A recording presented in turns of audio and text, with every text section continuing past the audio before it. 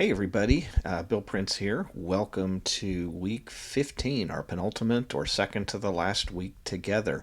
I hope everybody had a great Thanksgiving holiday and you're ready to kind of make the final push towards the end of the semester.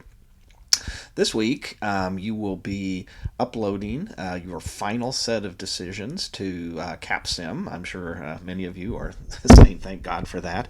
And then you will also be uploading your round 7 SWOT or debriefing assignment. Again, let me stress to you, please get those in. There's a number of you who still are not submitting those SWOTs, and again, that's worth like 30 points each week, and that's how you get the points for the simulation.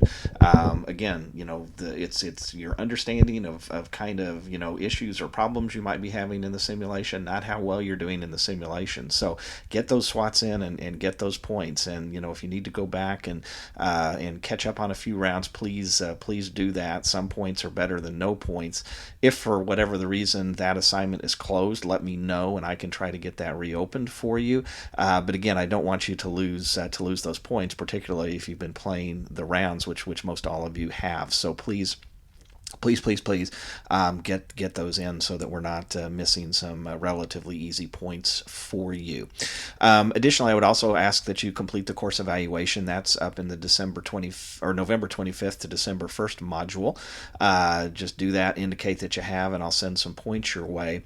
And then let me highlight a couple of things coming up this week. Again, you'll be uploading round 8 to the simulation. That'll be your last round. If you're doing pretty well, I would just try to batten down the hatches and continue the strategies that I have been. Don't make any big changes. Don't borrow any amounts of money. Just kind of continue the status quo and hit the finish line. Those of you who have had some opportunities for improvement, might be time to go big or go home. Really start lowering prices. That kind of thing. So kind of where you're at in the simulation is going to depend how you're going to finish. You'll be doing your SWOT debriefing. Again, make sure to get those in. And then I've opened up the CompXM exam a week early for you. You have until the end of the course, which I think is December 13th, to complete the thing. You will access the CompXM from the CapSim site. And essentially what the CompXM exam is, it's an assessment tool for me to kind of look at some issues in how the simulation is run, how people do, what areas they do well in, what areas people struggle in.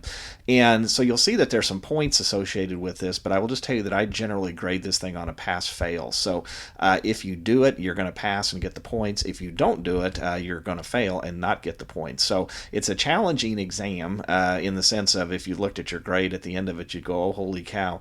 But again, I'm wanting you just to make a good effort on it. And again, if you complete the thing, you'll get the full amount of points. Don't just click boxes. I can usually tell when that has been done. So give it your, the old college try, as they say.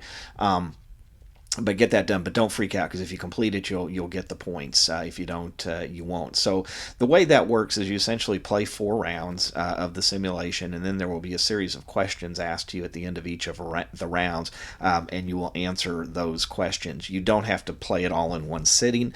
You can start and stop as you like. Just make sure that you have that done by 5 o'clock on December the 13th. Looking ahead next week, there's one additional assignment that I want to kind of bring your attention to, and that's the report to shareholders.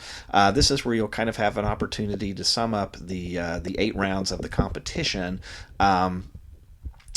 For assessment purposes. So one of the things that jury does pretty well, in my opinion, is they try to close the loop and assess classes. Are we teaching you the things we need to teach you in the Breach School of Business and that kind of thing? And so we have a pretty robust assessment program.